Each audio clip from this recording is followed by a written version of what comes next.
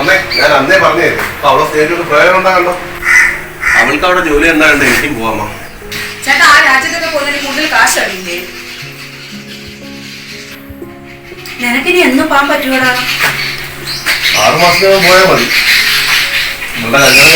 കഴിയുന്നവരൊന്നും നോക്കി നിൽക്കണ്ട, എങ്ങനെങ്കിലും പോയി രക്ഷപ്പെടാൻ നോക്കി. കിട്ടിയ ചാൻസ് കളയല്ലേ. അച്ഛനാണെങ്കിൽ ഒന്നാമത് ജോലി മതിയായിട്ട് വരാനിരിക്കുക. അച്ഛൻ അത്രയ്ക്ക് വയ്യാതിരിക്കുക. മോളെ കല്യാണം വരെ പിടിച്ചിരിക്കുക ആ പാവം.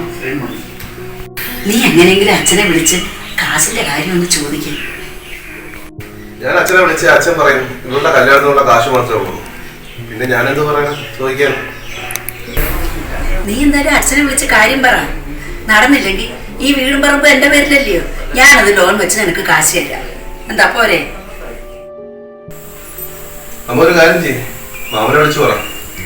മാമ അച്ഛനെ വിളിച്ചു പറയും എന്താന്ന് വെച്ചാൽ ചെയ്യട്ടെ. ആ എന്നാ അത് മതി. കൂടുതൽ പണം ലോൺ എടുത്താലേ നിന്റെ യാത്രയും നടക്കൂ, ഇവിടെ കല്യാണം നല്ല രീതിയിൽ നടത്താൻ പറ്റൂ. എന്തായാലും അമ്മ മാമനെ വിളിച്ച് കാര്യം പറ.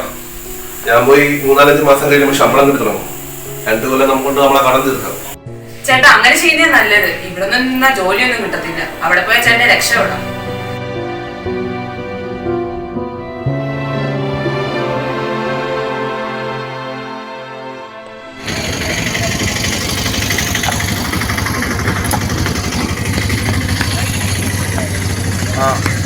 ഞാൻ ജോലി കഴിഞ്ഞ് വരുന്നതേ ഉള്ളൂ. ഞാൻ റൂമിലെത്തിയിട്ടുണ്ട്.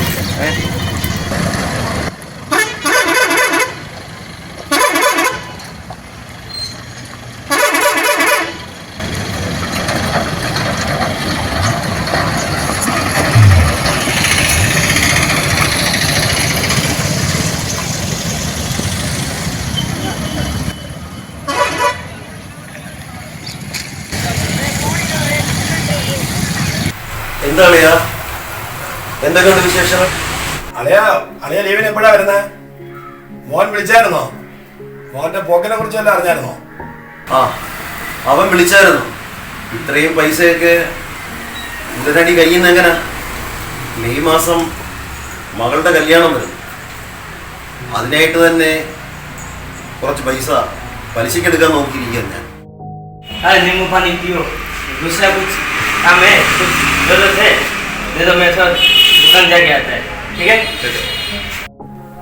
പെങ്ങളൊരു അഭിപ്രായം പറഞ്ഞായിരുന്നു. വീടും വസ്തുവും വിൽക്കുകയോ ലോൺ വെക്കുകയോ ചെയ്യാന്നുള്ള ഒരു അഭിപ്രായം പറഞ്ഞു. അപ്പൊ അളിയന്റെ അഭിപ്രായം അറിയാൻ വേണ്ടിയാണ് ഞാൻ വിളിച്ചത്. അളിയ, ഞാൻ ആശുപത്രിയിലേക്ക് ആയിരുന്നു. ഹാർട്ടിന് തകരാറാണ്, ചിലവ് കൂടുതൽ വരും. ഏതായാലും മകളുടെ കല്യാണം വരെ ഒന്ന് പിടിച്ചു വയ്ക്കണം. അളിയെ വിളിച്ചിട്ട് പെങ്ങളടുത്ത് പറ വീടും ബസ് വെക്കാനുള്ള ഏർപ്പാട് ചെയ്യാൻ. മോളെ ശ്രീധനവും മോന്റെ പോക്കും അളിയന്റെ ട്രീറ്റ്മെന്റും ഇതിലങ്ങ് നടക്കും. ആ ശരിയാ പറഞ്ഞത്. ഇപ്പൊ അവൻ തന്നെയല്ലേ വീട്ടിലെ കാര്യങ്ങളെല്ലാം നോക്കാനുള്ളത്. അളിയനെ സമ്മതമാണല്ലോ. ഞാൻ പെങ്ങളോട് പറഞ്ഞ് ബാക്കി കാര്യം ഏർപ്പാട് ചെയ്യാം. ആ കുട്ടികളുടെ കാര്യമല്ലേ വരുന്നത്, അങ്ങനെ ചെയ്യാവളേ. മാർച്ചിൽ വരുമ്പം എല്ലാ കാര്യവും ഞാൻ ഏർപ്പാട് ചെയ്യാം. ഓക്കെ അളിയ. ഒരു ജന്മത്തെ പ്രയത്നമായിരുന്നു, എല്ലാം പോയില്ലേ.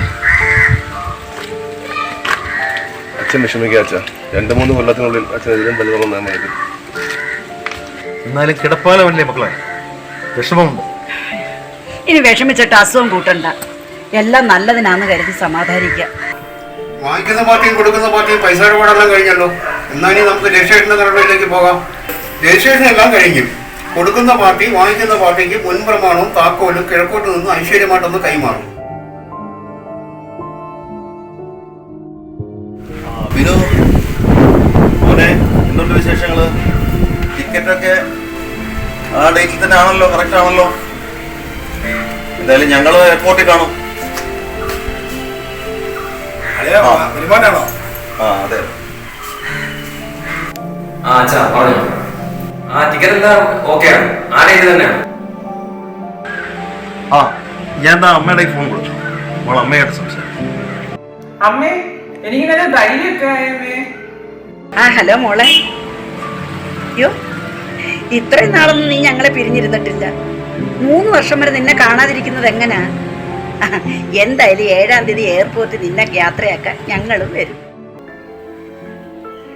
അമ്മേ ഞങ്ങൾ 2 വർഷം കൂടുമ്പോ ഇനി വരത്തില്ലേ? അമ്മ വിഷമിക്കണ്ട. മോനെ, നീ ആ പേപ്പറിലെടുത്ത് എടുത്ത് ബാഗ് വെച്ചോ. ഇനി അച്ഛനും അങ്ങ് പോവും, പിന്നെ ഞാൻ മാത്രം ഉണ്ട് ഇവിടെ ഒറ്റയ്ക്ക്.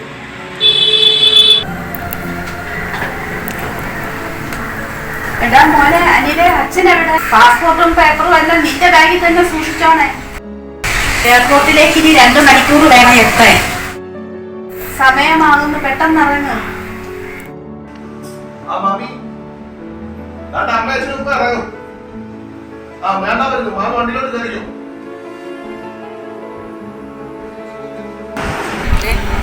ടെൻഷനൊന്നും വേണ്ട കേട്ടോ. മരുന്ന് മുടങ്ങാതെ കഴിക്കണം. എന്നെ ദിവസവും വിളിക്കണം കേട്ടോ. നീയും വീടൊന്നും ഇല്ല ആരുടെ വീട്ടിൽ താമസിക്കുമ്പോൾ നിനക്കും അതൊരു ബുദ്ധിമുട്ടാകില്ലേ? അളിയെ ഞാൻ പോയിട്ട് വരട്ടെ.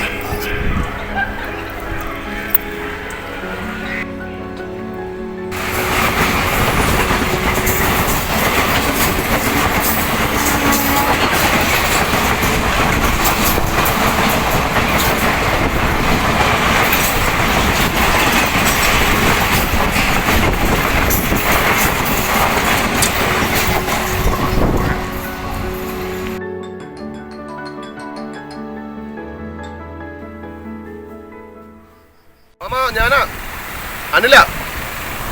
മോനെ, എന്താണ് വിശേഷം? ആ കുഴപ്പമില്ല മാമ. ഓ ഇങ്ങനെ പോണു, സുഖം. ആ ഹലോ മാമ, ഞാനൊരു പ്രധാന കാര്യം പറയാൻ വേണ്ടി വിളിച്ചതാ. എന്നതാണ് കാര്യം? മാമനെ വഴക്കൊന്നും പറയരുത്. ലീനയ്ക്ക് വിശേഷമുണ്ടോ മാമ? മാമ ഞാൻ പറഞ്ഞത് എന്താന്ന് വെച്ചാ ലീന ഗർഭിണിയാണ് മാമ. നിയമപ്രകാരം കല്യാണം കഴിക്കാതെ 2 ആൾ കൂടി താമസിച്ചോ? കുറ്റപ്പെടുത്തരുത്. നമ്മുടെ നാട്ടിലാണ് ആദ്യമായിട്ട്. ഞാൻ നിന്റെ അടുത്ത് പറഞ്ഞതേ ഉള്ളു. അവൾ ലീന സന്തോഷവതിയായിരിക്കുന്നു. അവിടെ ഡോക്ടറെ കാണിച്ചു. 6 മാസം ദേഹം അനങ്ങരുതെന്ന് പറഞ്ഞേക്കെ. അവളുടെ സഹായത്തിന് അമ്മ ഇനി വന്നാലേ പറ്റും. അമ്മയ്ക്ക് വിസ പെട്ടെന്ന് കിട്ടുമോ? ഈ ഒരു കാര്യത്തിന് അവിടെ 2 മാസം കൊണ്ട് ശരിയാവും. ഞാൻ നിന്റെ അമ്മയടുത്ത് പറഞ്ഞ് ബാക്കി കാര്യം ശരിയാക്കാം. നിന്റെ അടുത്ത് അവൾക്ക് വരാൻ സന്തോഷമാണ് മോനെ. മാമ ഞാൻ അമ്മയെ വിളിച്ചോളാം. ശരി മോനെ. മാമ നിങ്ങൾ എയർപോർട്ടിൽ എത്താറായോ? അരുണ കുടുംബം നിങ്ങളെ കാത്തോടെ നിൽപ്പുണ്ട്. എത്താൻ നേരത്തെ എന്നെ വിളിക്കേ. മോനെ, ഞങ്ങൾ എയർപോർട്ടിൽ എത്താറായി. അരുണും കുടുംബവും എയർപോർട്ടിൽ എത്തി. അവരുള്ളത് നന്നായി. ഇല്ലെങ്കിൽ ഇവിടെ ഒറ്റയ്ക്ക് വിടണ്ടായിരുന്നാ. മാമ അരുണ കുടുംബവും എയർപോർട്ടിൽ എത്തിയിട്ടുണ്ട്. 2ാം കവാടം. അളിയൻ ആശുപത്രിയിലാണ്. അസുഖം വളരെ കൂടുതലാ. ഇനി എന്തോ ചെയ്യാനാ? മക്കൾ 2 ഗൾഫിൽ പോയി കിടന്ന് നമ്മൾ ഇനി എന്തോ ചെയ്യാനാ? അളിയനെ അവിടെ സഹായിക്കാൻ ഹെൽപ്പർ പയ്യനേ ഉള്ളു. അപ്പൊ ഞാൻ പറഞ്ഞത് കുറച്ച് ഭേദമായാൽ നാട്ടിൽ വരെ. ഇവിടെ ആവുമ്പം നമുക്ക് എല്ലാ സഹായം ചെയ്യാമല്ലോ. ആവശ്യമില്ലാത്ത കാര്യത്തിനൊന്നും പോവണ്ട. അയാളുടെ മക്കളെ വിളിച്ച് കാലാകാലങ്ങളിൽ നോക്കാൻ പറഞ്ഞാൽ നമ്മളെ കൊണ്ട് പറ്റുമോ? നമ്മുടെ മക്കളുടെ കാര്യം നോക്കണ്ടേ? എന്നാലും നമുക്ക് അളിയനെ കളയാൻ പറ്റുമടി. എന്തായാലും വരട്ടെ, നമുക്ക് എന്തെന്ന് വെച്ചാ അന്നേരം നോക്കാം.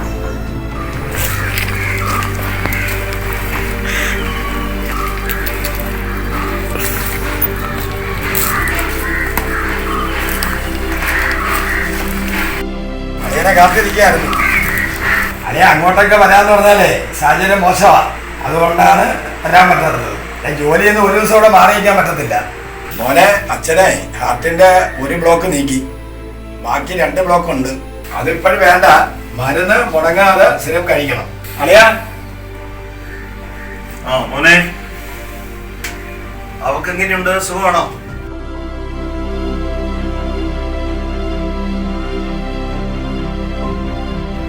നിങ്ങൾ പോയതിന്റെ ടെൻഷനിലാണ് ഞാൻ. മോനെ, അച്ഛനിവിടെ 1.5 വർഷമായി. എനിക്ക് നിൽക്കുന്നതുകൊണ്ട് കുഴപ്പമൊന്നുമില്ല.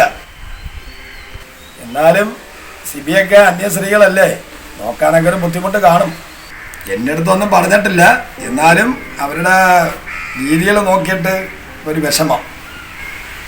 മാമ ഞാൻ പറയാനിരിക്കുമായിരുന്നു. മക്കളുണ്ടായിട്ടും വേറൊരു വീട്ടിൽ നിർത്താൻ എൻ്റെ മനസ്സ് കഴിക്കുന്നില്ല. പക്ഷെ എൻ്റെ ഇപ്പോഴത്തെ സാഹചര്യം അങ്ങനെയായിരുന്നു.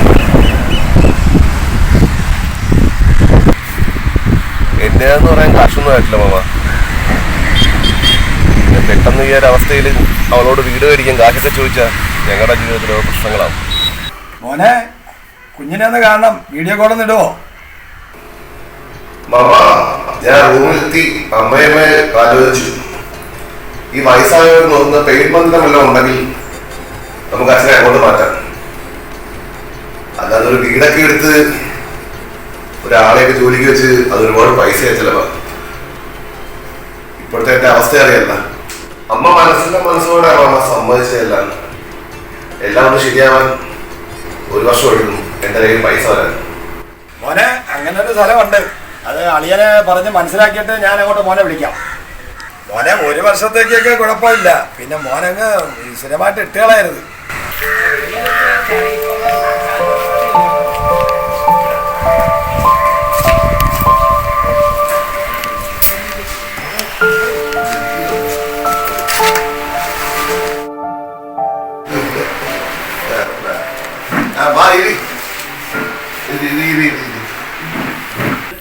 സാറേ പേപ്പറിലെല്ലാം ഒപ്പിട്ടിട്ടുണ്ട്. മാസം അക്കൗണ്ടിൽ പൈസ വരും. ശരി. പുള്ളി ഹാർട്ട് പേഷ്യന്റ് ആണ്, മെഡിക്കൽ റിപ്പോർട്ട് എല്ലാം കയ്യിലുണ്ട്. എല്ലാവരും ഭക്ഷണം കഴിയാതിരിക്കുന്നത്.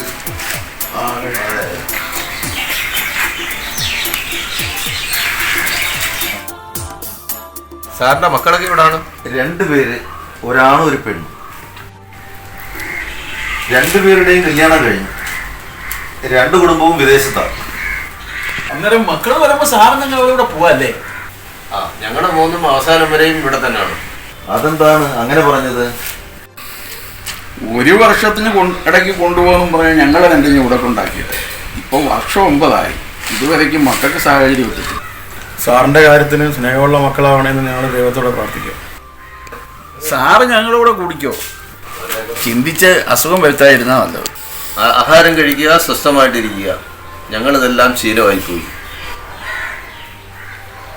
ഇനി ഒരാൾ വരും കൊണ്ടുപോകുക. അതാരാണ്? അതാണ് കാലൻ.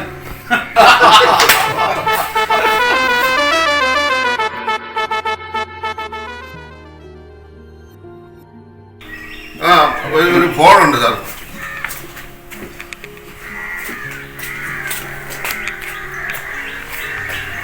ഹലോ മോനോ? ഇപ്പോഴാ ഒരു സന്തോഷമായത്. ഏതായാലും അടുത്ത ആഴ്ച നിങ്ങളിങ്ങോട്ട് എത്തുമല്ലോ. നമുക്ക് എല്ലായിടും ഒന്ന് ചുറ്റിക്കിറങ്ങാനൊക്കെ ഒന്ന് പോകണം. നാട്ടിലോട്ടൊക്കെ പോയിട്ട് ഒരുപാട് നാളായില്ലേ. നാട്ടുകാരെ നാടുമൊക്കെ ഒന്ന് കറങ്ങി കണ്ടിട്ടൊക്കെ വരാം. അച്ഛൻ്റെ മോനെ കാണണ്ടേ? അടുത്ത മാസമാണ് 2 വയസ്സ് തികയ. അച്ഛാ, പിന്നെ ഞാൻ അച്ഛനൊരു പുതിയ ഫോൺ മേടിച്ചു ഇന്നലെ. ഒന്നും വാങ്ങിയതിനും കാര്യമൊന്നുമില്ല. നിങ്ങളിങ്ങ് കയറി വന്നാൽ മതി. കണ്ടോളം വയ്യട എല്ലാവരെയും.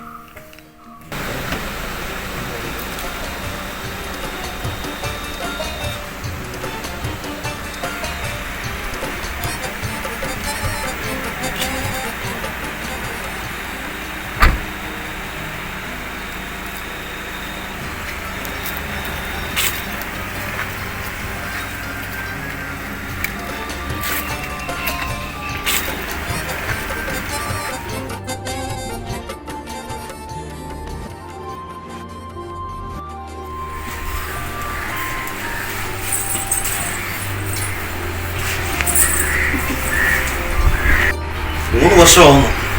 ഇനിയെങ്കിലും ഒന്ന് സ്വസ്ഥമാണ്. മോന് അച്ഛനോട് എന്തൊക്കെയോ പറയാനുണ്ട്. നിങ്ങളത് ജീവിക്കാനേ അച്ഛൻ ഒരുപാട് സ്വപ്നം കണ്ടിരിക്കുകയായിരുന്നു. മോൻ പറഞ്ഞ സാഹചര്യങ്ങളൊക്കെ എനിക്ക് മനസ്സിലായി. മാനേജരായ ഞാൻ ഇതെങ്ങനെ അച്ഛൻ്റെ അടുത്ത് പറയും? മോൻ തന്നെ സാവകാശം അച്ഛനോട് പറയുന്നതാണ് നല്ലത്. ഇരിക്കുന്നതിനെല്ലാം മക്കളുള്ളവരാണ്. 1 വർഷമെന്നും പറഞ്ഞ് നിർത്തിയതാണ്. ഇപ്പൊ 9 വർഷമായി, ഇതുവരെ ഒന്നും നടന്നിട്ടില്ല. ഈ അവസ്ഥ മോന്റെ അച്ഛനുണ്ടായിരുന്നു.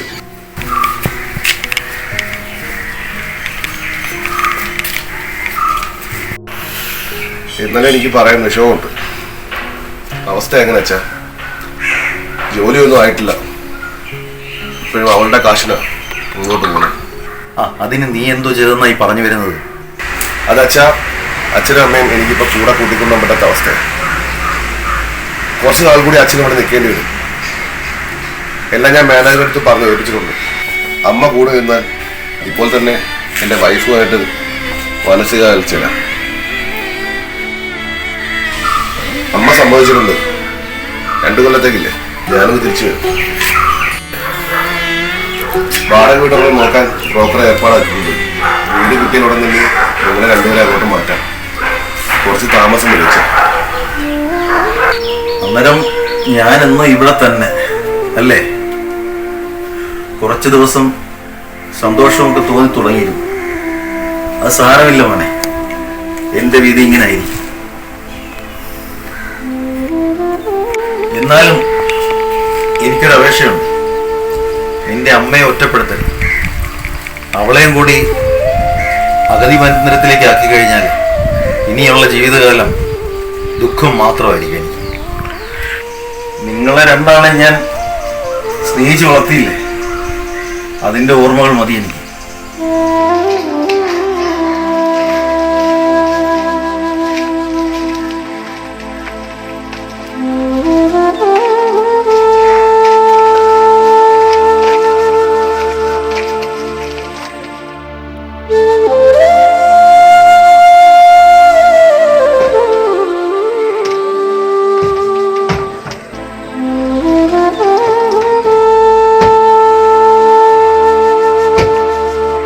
സാഹചര്യം നമ്മളെല്ലാം വേർത്ത് നിർത്തും. മാതാവ് ഭൂമിയോളം ക്ഷമയുള്ളത്. എല്ലാം ദൈവഹിതം.